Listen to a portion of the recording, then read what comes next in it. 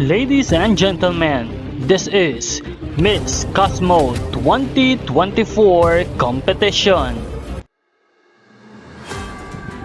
Opisyal nang ibinahagi ng Miss Cosmo Organization ang pagiging hurado ni dating Miss Universe 2021 Harna Sandhu ng India para sa Coronation Night ng Miss Cosmo 2024 competition.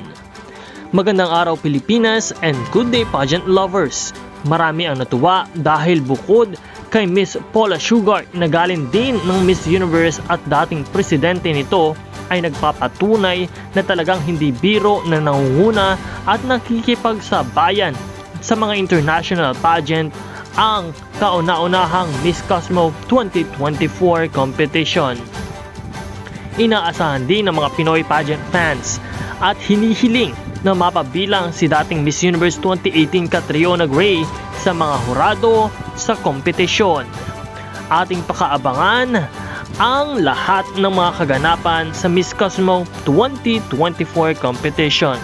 Samantala ay patuloy naman natin na suportahan ang ating pambato ng Pilipinas na walang iba kundi si Maria Atisa Manalo sa kanyang journey dito sa Miss Cosmo 2024 competition.